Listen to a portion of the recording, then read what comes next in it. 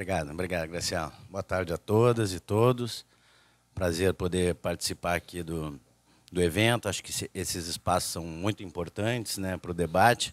Vou pedir licença, vou ficar de pé também para poder enxergar aqui os slides. Agradeço aí o convite, Fernando, a Graciela. É sempre um prazer poder debater aqui com o movimento social, movimento sindical. Para mim, esse tema especial... Obrigado. Eu tenho muito interesse.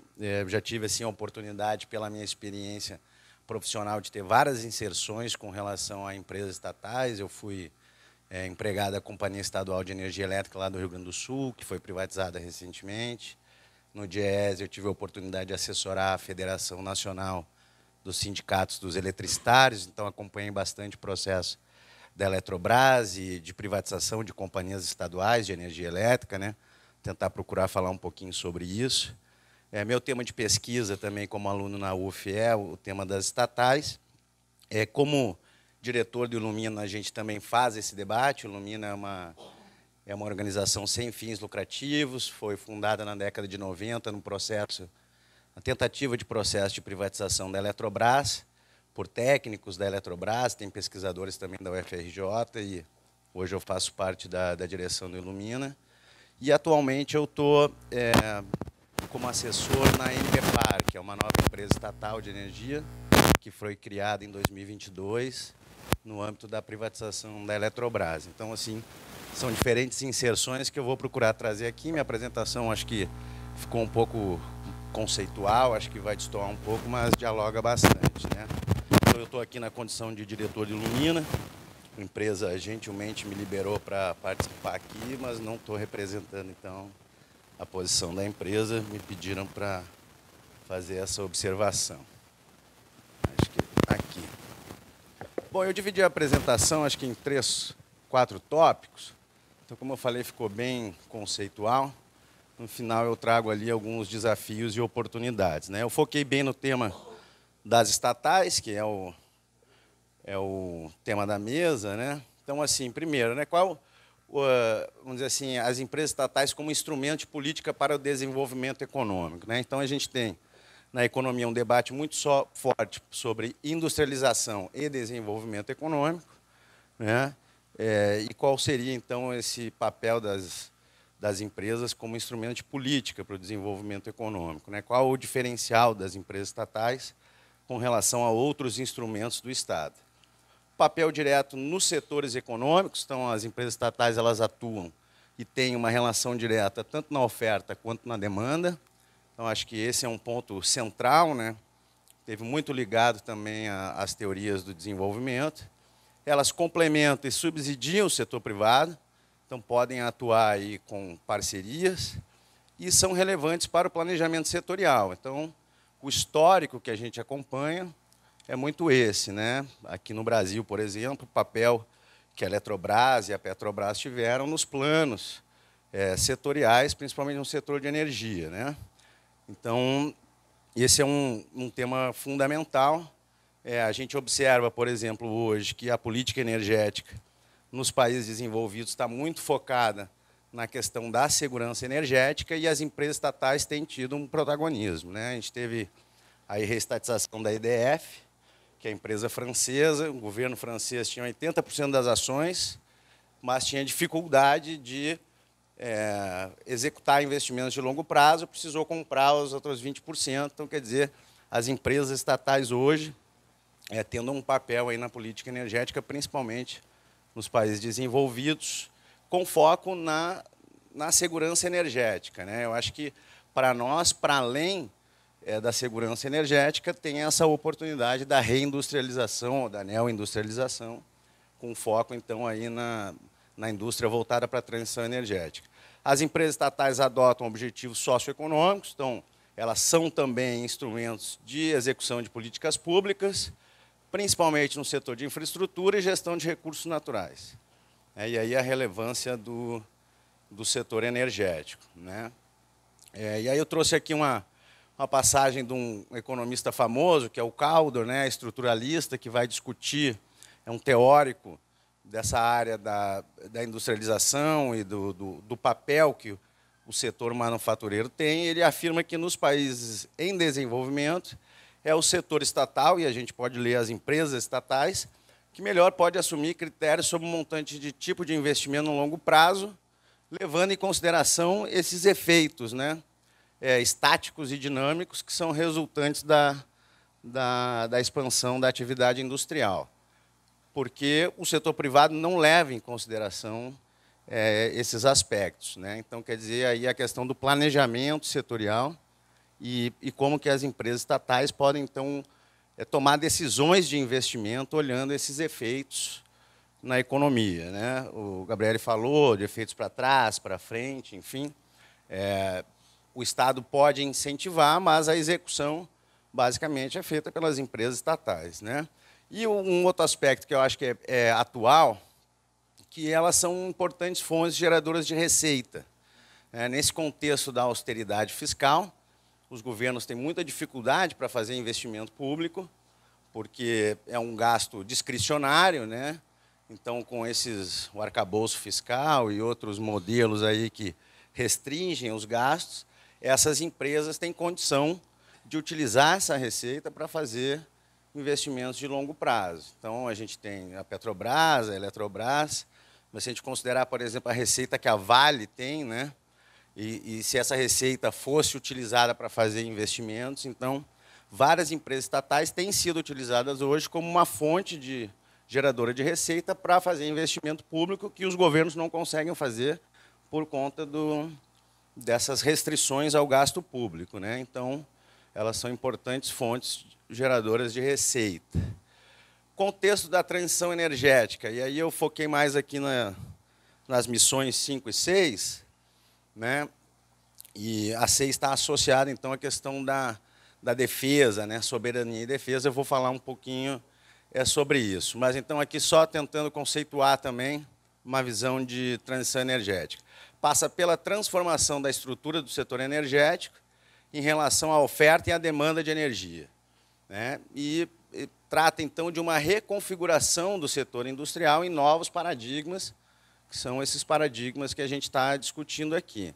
E essas transformações elas vão depender de pesquisa, inovação, infraestrutura, que são atividades historicamente financiadas pelo Estado, né? E muito, né, nos países em desenvolvimento pelas empresas estatais que cumpriram um papel fundamental aí durante o processo de industrialização. Esse contexto da transição ele traz entraves relativos à assimetria das estruturas econômicas, educacionais e de qualificação profissional, que vão caracterizar cada território. Então, essa é uma questão relevante, e aí tentando dialogar um pouco aqui com o que a gente debateu de manhã também, sobre, né, as oportunidades de emprego, enfim, e como que essa reindustrialização ou neoindustrialização pode gerar empregos e empregos com qualidade, a disponibilidade de materiais e equipamentos, suprimentos e habilidades ao longo da cadeia de valor da indústria para o estabelecimento dessa indústria localizada ou regionalmente baseada em renováveis, né? Que é esse debate um pouco aqui do Nordeste sobre eólica e solar, enfim, o hidrogênio que o professor Gabriele trouxe, né? Então, são uma série de entraves que vão, ao longo desse processo de transição, que a Graciela estava falando que é uma trajetória, né? A gente não sabe onde a gente vai chegar, e esses são elementos que vão ser colocados, e eu acho que a política industrial tem que levar em consideração, né, esses elementos. E, por fim, o papel da política energética na transição energética e numa política industrial voltada para a transição energética justa, né? Então, assim, as dinâmicas de financiamento, inovação e precificação dos insumos energéticos ao longo dessa estratégia de reindustrialização verde, vamos chamar assim, né? Bom, então, aqui já entrando no específico, avançando um pouco mais, e aí eu fiz questão de selecionar aqui só as empresas estatais federais de energia no Brasil. A gente tem um conjunto grande de empresas, tá?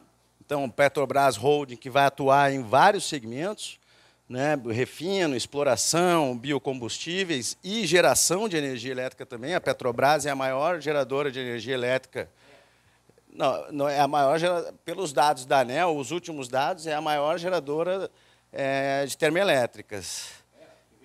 É. Os últimos dados, professor, da ANEEL desse ano ainda apontam a Petrobras como a maior empresa. A Petrobras hoje não tem nenhuma termoelétrica. Zero. Vendeu todas. É. Na ANEEL, ela consta ainda como a principal geradora de energia elétrica do Brasil, com os dados de 23. Né? Tem a NBPar, que é essa empresa nova, a empresa brasileira de participações em energia nuclear e binacional. Foi uma empresa criada, como eu falei, em 22. Ela foi criada para fazer a gestão dos ativos que não puderam ser privatizados junto com a Eletrobras.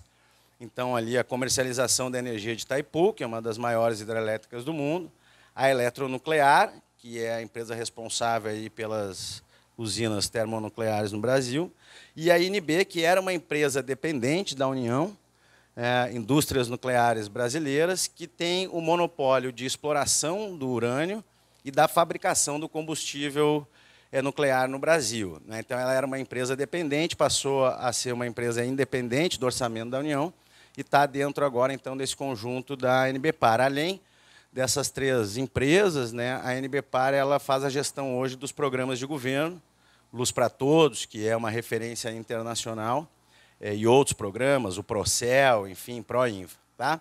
A Eletrobras foi privatizada, eu estou colocando ela aqui dentro do conjunto das empresas estatais federais, que a União detém 43% das ações, né, e tem um conjunto de empresas importantes aí na Eletrobras. A União está com uma ação no Supremo Tribunal Federal para conseguir retomar uma participação na gestão da companhia, por conta da modelagem de privatização que ocorreu em 2022.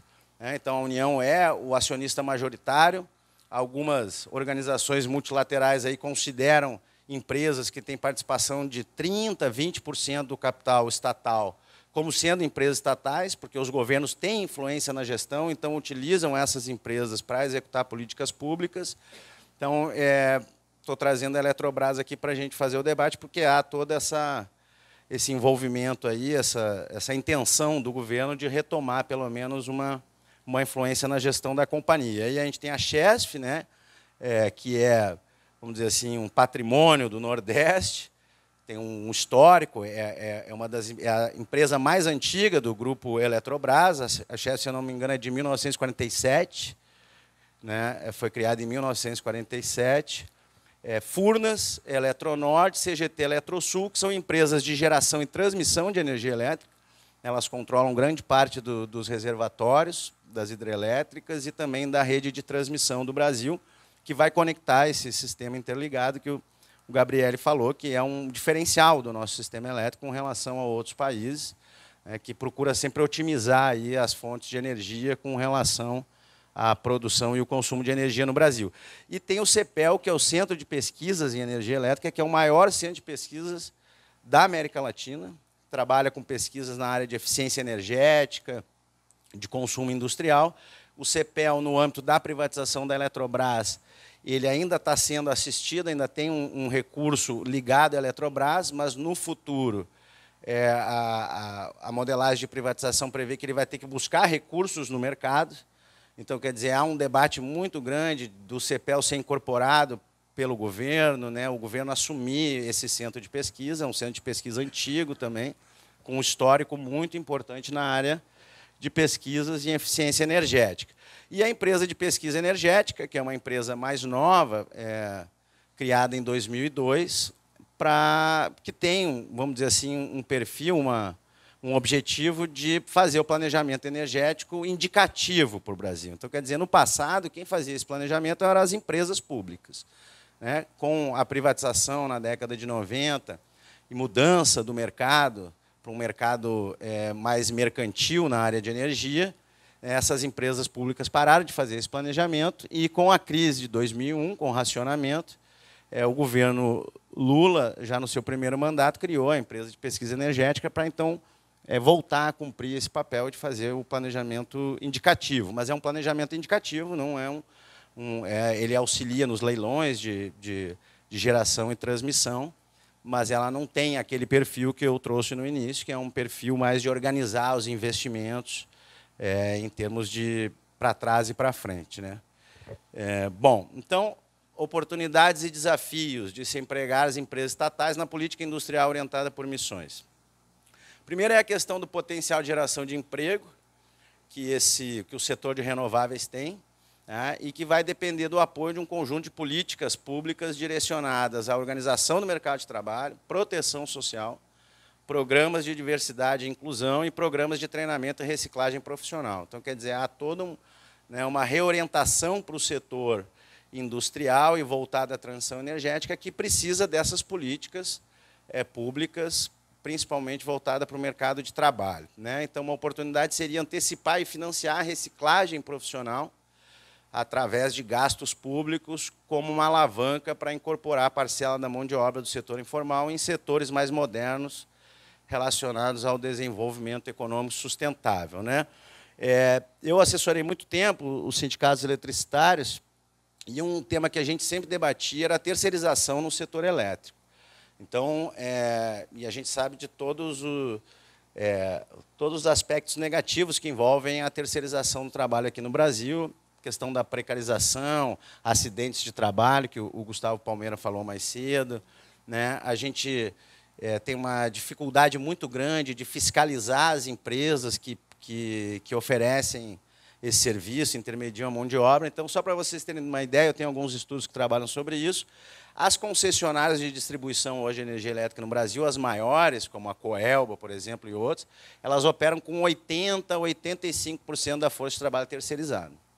E são mais de 30 empresas que prestam serviço para essas concessionárias. Então, a gente já teve um debate muito grande na ANEEL, porque a ANEEL não conhece quem são essas empresas que prestam serviço para a concessionária.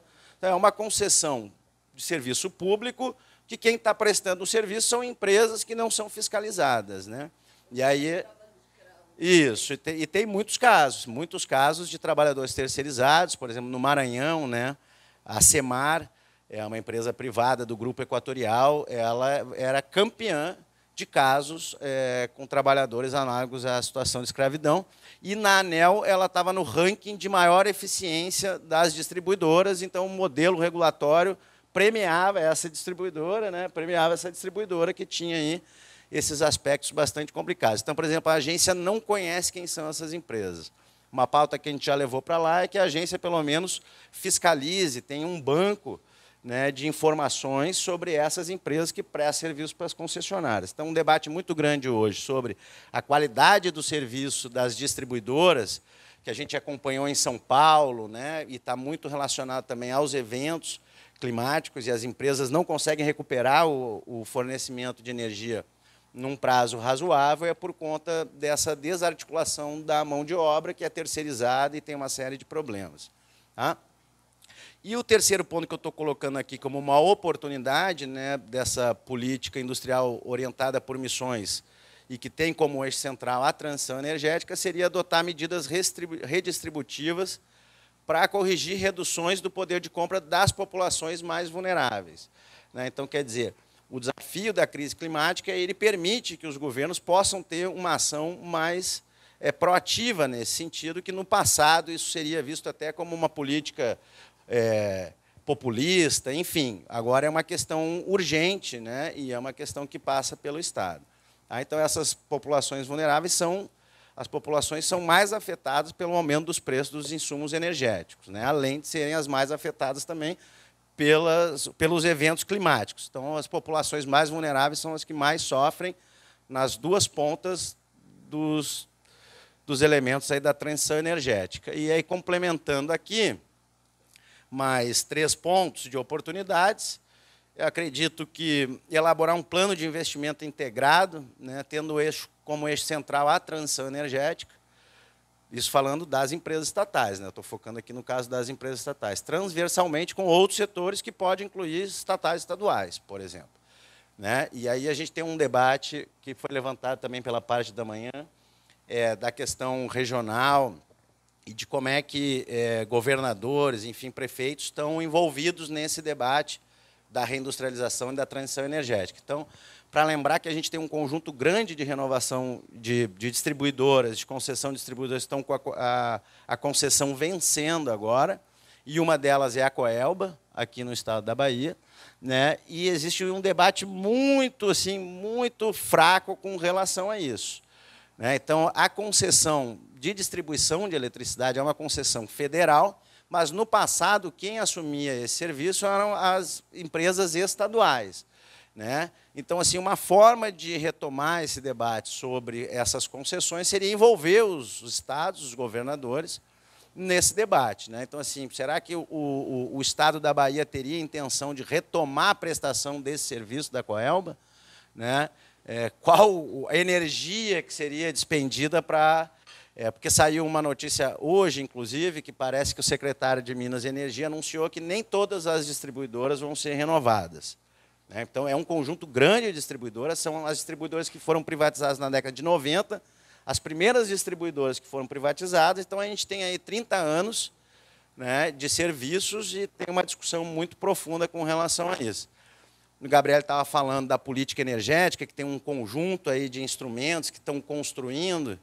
Eu vou tocar isso como um desafio, que eu ainda não consigo enxergar uma política energética nacional.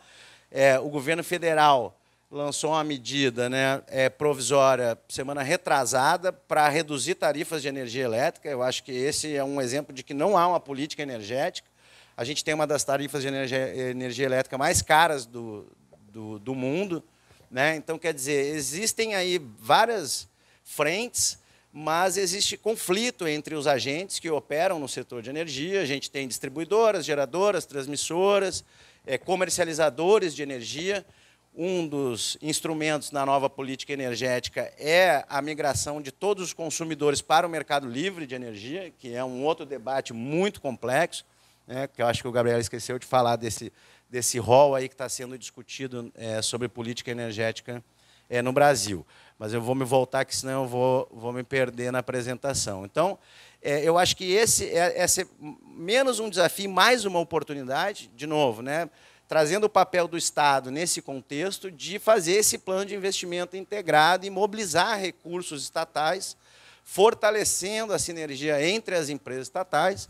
Tinha um debate no período de privatização da Eletrobras, se a Petrobras comprasse a Eletrobras. Imagina a empresa que seria, uma empresa do tamanho da Petrobras, com ativos estratégicos para a transição energética, reservatórios e redes de transmissão, né? Sem contar também que a Eletrobras tem ativos de eólica e solar, né? Então, assim, sobretudo entre os conglomerados de energia e o planejamento e os objetivos do setor público em geral, né? Uma outra oportunidade é a construção de parcerias público-público e público-privadas, e aqui estou citando um trabalho que eu fiz, que a gente escreveu, eu e o Fernando, já há algum tempo, mas que a gente olha os investimentos no setor elétrico após a crise de 2008, os investimentos estruturantes, Belo Monte, Santo Antônio, Jirau. Dos 10 maiores empreendimentos, 8 foram com financiamento do BNDES e 6 com a participação da Eletrobras e empresas estrangeiras, né, de diversos países. Enfim, então, quer dizer, são, inclusive, empresas estatais, né, chinesas. Então, a gente tem lá linhas de transmissão financiadas pelo BNDES e construídas e operadas pela Eletrobras em parceria com empresas estrangeiras, empresas públicas ou privadas, né? Isso, então, acho que abre aí, de novo, a partir dessa nova política, oportunidades de fazer essas parcerias para transferir conhecimento, enfim, tem uma série de debates aí que dá para aprofundar. E trazer aqui um pouco da missão 6, que eu imaginei que fosse ser pouco comentada aqui, que trata de soberania, né, e defesa nacional. E aí trazer a questão do urânio, que é um mineral estratégico para a transição energética. A gente vê aí, acompanhando o crescimento bastante elevado de projetos e de demanda por combustível nuclear e de projetos em energia nuclear. Então, a China tem projetos aí, e outros países também. Quer dizer, a energia nuclear é um debate muito complexo, né? Então, tem esse debate que a energia nuclear entra como uma alternativa de energia limpa, né? E vários países estão voltando a fazer projetos, né? A Alemanha, inclusive, tinha abandonado a sua política aí voltada para a nuclear. O fato é que a demanda por urânio e por combustível nuclear está crescendo muito internacionalmente. E há, então, todo um debate, porque o Brasil tem uma das maiores reservas de urânio do planeta, se não me engano, é a 5ª ou 6ª reserva, e exatamente quem tem o monopólio é a INB, que agora está com a INBpar, um monopólio para fazer a exploração do urânio, então, né, minas de exploração, e também a fabricação do combustível nuclear. E há uma demanda muito grande por países, e aí levando em consideração o contexto aí da guerra entre Ucrânia e Rússia, né, por esse urânio, seja ele na forma né, ou pelo combustível nuclear. Então há um interesse, e aí tem toda a questão, e aí botei ali, né, aspectos geopolíticos que envolvem, por exemplo, a comercialização de um combustível nuclear num contexto de polarização e de guerra, né? E que envolve também a política nuclear brasileira. E aí por isso que eu estou trazendo a missão 6, porque a missão 6 trata especificamente de urânio e da cadeia da indústria nuclear, que está muito relacionada no Brasil à Marinha. Então, a INB tem contratos com a Marinha, né, para fábrica de combustível nuclear, de reatores nucleares, enfim. Então, o debate nuclear aí, ele voltou com bastante intensidade, né?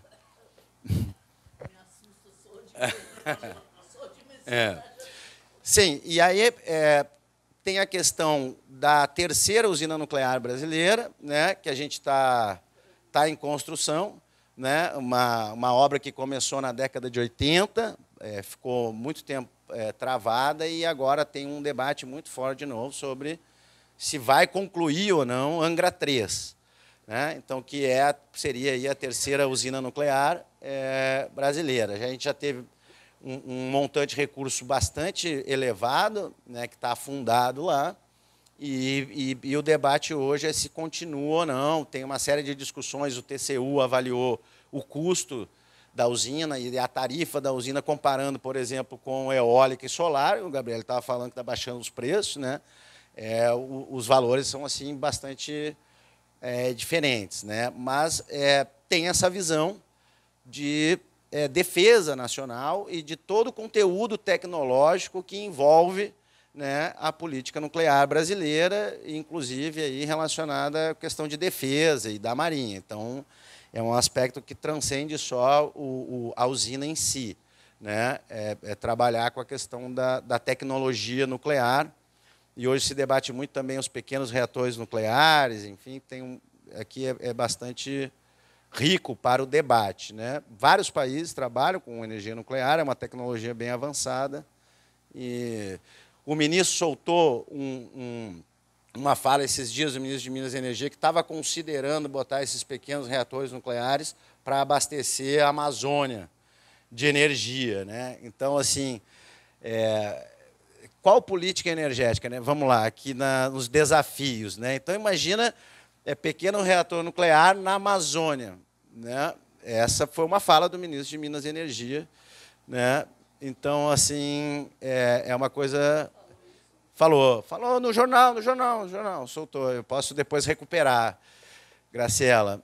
Mas tem esse debate. Então, assim, e aí eu estou trazendo aqui como primeiro desafio, né? Planejamento setorial. Qual política energética? Eu acredito que o Brasil não tem uma política energética definida, né, que está voltada para a questão da transição energética e que está também alinhada com uma neoindustrialização. Eu acho que esse é um ponto central, porque sem uma política energética a gente não vai conseguir fazer a neoindustrialização voltada para a transição energética.